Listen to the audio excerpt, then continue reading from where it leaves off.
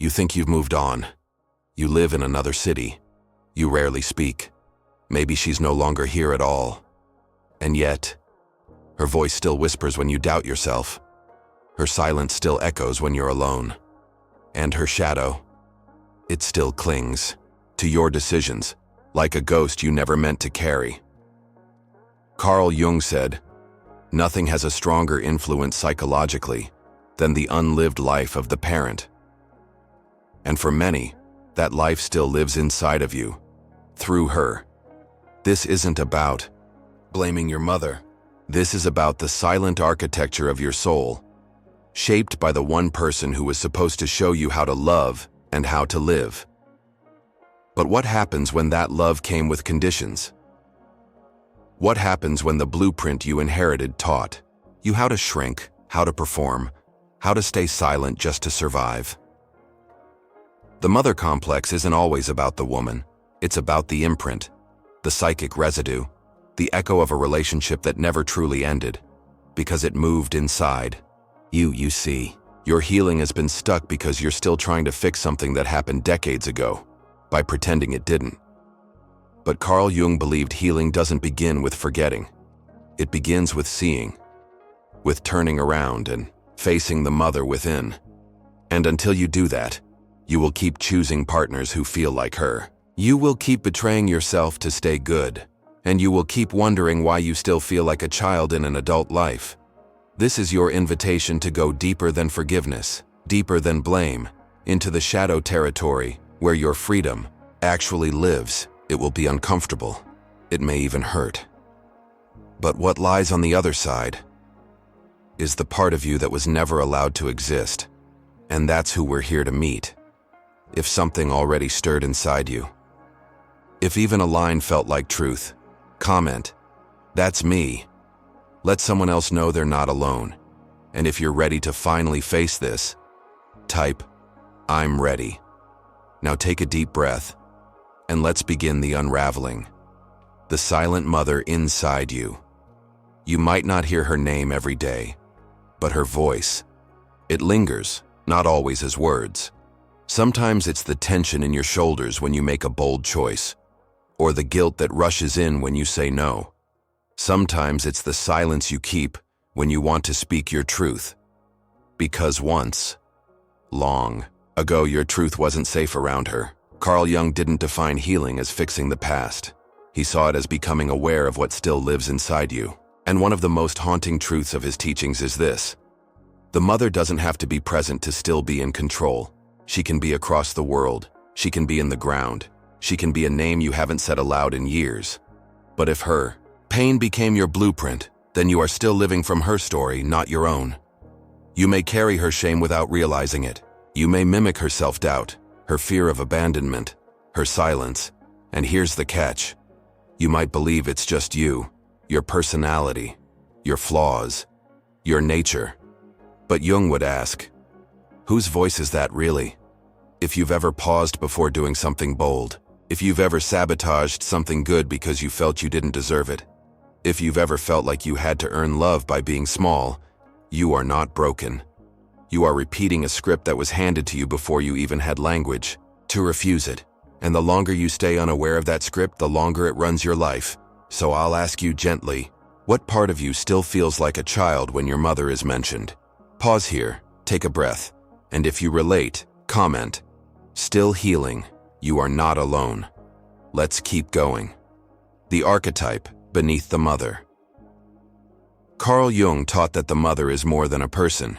She is an archetype, a deep symbolic force in the unconscious mind. She is both the giver of life and the one who might take your sense of self away. This is what Jung called the paradox of the great mother.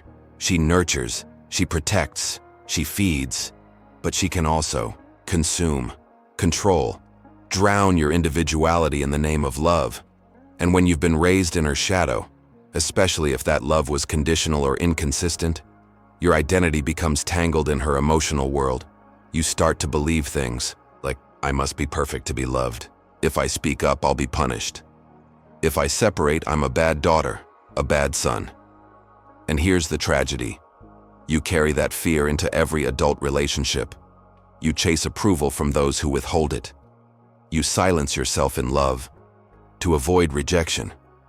You stay in situations where you're not seen because deep down, that feels familiar. Not comfortable, but familiar. That's the mother wound. It's not just about the mother. It's about the psychic pattern left behind. A pattern that repeats until someone, maybe you, decides to end it. So how do we begin? We start by asking, what part of me still feels like I have to earn love? If that question hits something inside you, if it stirs a quiet ache, type I. Feel this in the comments. Let's keep breaking this silence together. Ready to keep going? The shadow mother. When love becomes a cage. There's a kind of pain that's hard to name, because it came dressed as love. She said, I'm doing this for your own good. She said, I just want what's best for you. But what you heard was that you weren't enough as you were.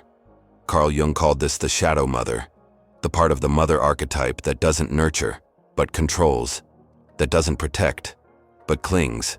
She's the part that wants to keep you small, not because she's evil, but because she's afraid. Afraid you'll leave, afraid you'll outgrow her, afraid she'll become irrelevant if you become whole. And if you were raised under that shadow, you learn to associate guilt with growth. You learn to apologize for your voice, your boundaries, your dreams. Every time you tried to step into yourself, a whisper came. You're being selfish. You're ungrateful. Who do you think you are? And eventually, you started whispering those words to yourself. That's not your truth. That's the shadow speaking. But here's the sacred insight. The shadow mother isn't just a jailer. She's a gatekeeper. In mythology, she's the dragon guarding the treasure, the terrifying force you must face to reclaim the parts of you she held hostage, your voice, your truth, your right to exist without shame. So today, ask yourself, what am I still scared to do because it might disappoint her? If something just surfaced, type, no more fear in the comments. We're not shrinking anymore. We're remembering who we were before we dimmed the light. The internal mother, the voice that governs from within. Even if she's gone, even if you never speak again, your mother can still live inside your mind. As a voice, a rule, a hesitation. Carl Jung called this the mother imago, an internalized image of the mother, etched into your unconscious like a law carved in stone. It isn't her voice now. It's yours.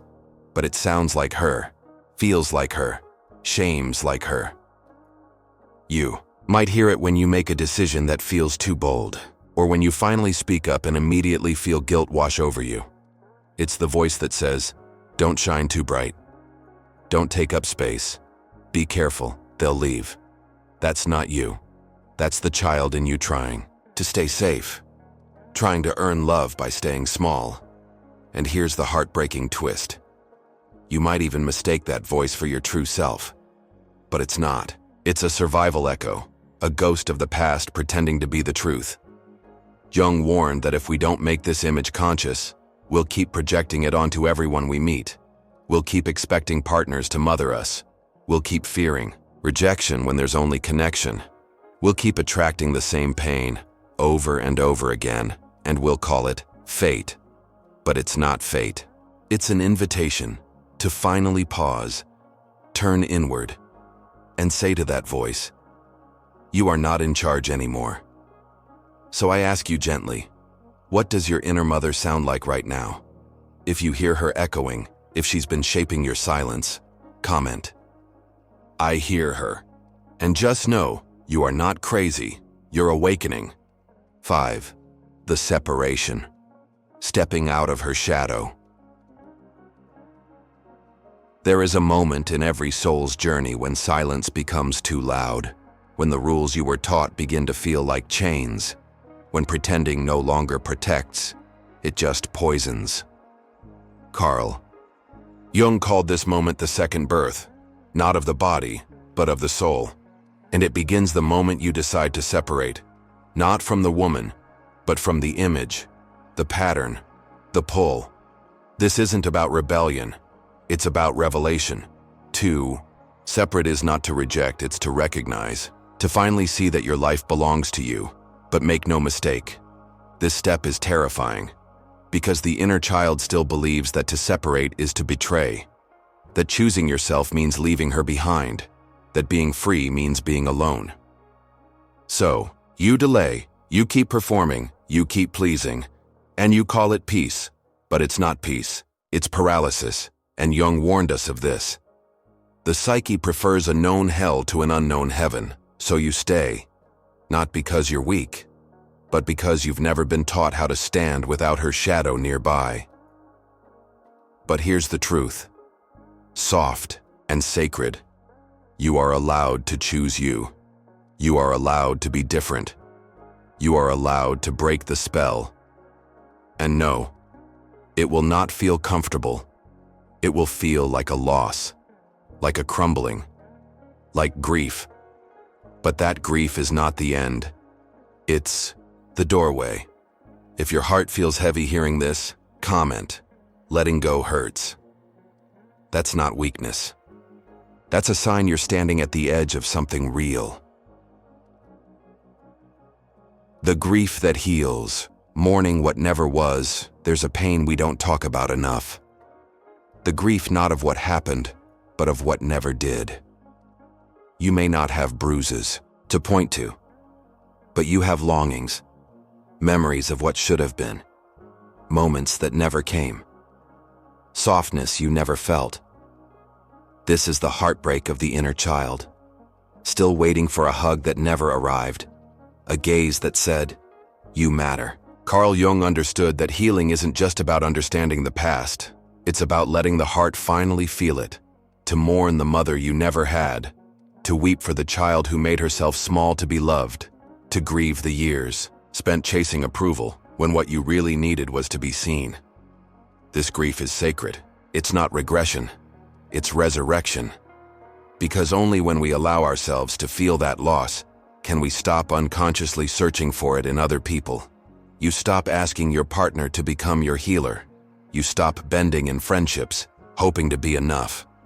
You stop working yourself into exhaustion, hoping one day someone will say, "You've earned love." You don't have to earn it anymore. You just have to return to the part of you that was forgotten and hold them close.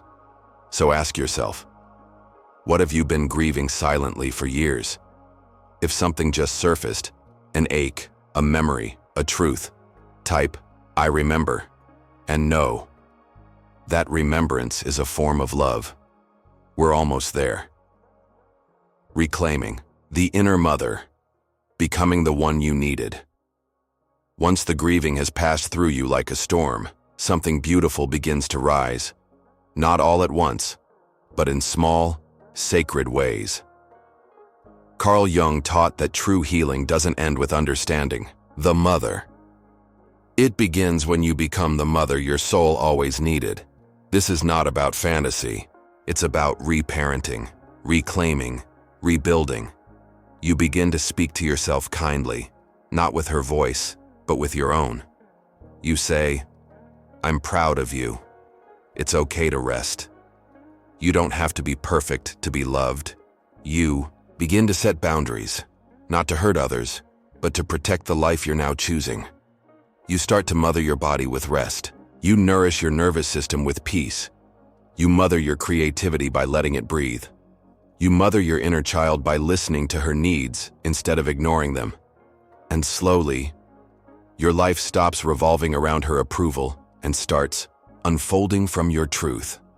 This is the reclamation. The voice inside you that once said, "Stay small," now says, "You are safe to grow." The whisper that once feared being seen now becomes a steady breath that says, "Shine anyway." So I ask you now, in what small way can you begin to mother yourself today? If you already have a practice, share it. If not, start now. Comment, "I choose me," and feel the shift begin. The liberation. Writing a new story. This is the moment Carl Jung spoke of.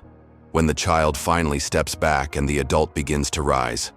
Not the adult who performs for love, but the one who moves with truth. You are no longer waiting to be chosen. You are no longer shrinking to be safe. You are no longer sacrificing your joy to protect someone else's pain. You are choosing your voice, your boundaries, your worth. This is not betrayal. This is the birth of your soul. Jung taught that individuation, the becoming of your truest self, only happens when you break the trance of guilt, of inherited shame, of roles passed down like silent chains. When you choose to live from the inside out, you're not just healing yourself, you're breaking the spell for generations. You are becoming a conscious ancestor, a story changer, a light bearer, and, what's more, you now begin to attract relationships from your healed center. You no longer seek rescuers. You no longer chase the familiar ache. You stand, you speak, you choose. And from this place, something magical begins. You remember what it's like to feel whole. You don't need to forgive to be free. You don't need their permission to heal. You don't even need closure to begin. You just need the courage to say, I belong to myself now. So if this message touched something in you, if you felt seen, heard, or simply less alone, comment, I belong to me. Let your voice echo through the silence, and if someone you love is quietly carrying the burden of a mother wound, share this with them. Let them know they are not crazy. They are awakening, and before you go, subscribe and tap the bell. Because here at Decode, we explore the depths others are too afraid to name. And together, we remember how to come home to ourselves. Until next time, breathe deep, be kind to yourself, and trust this: you are not broken, you are becoming.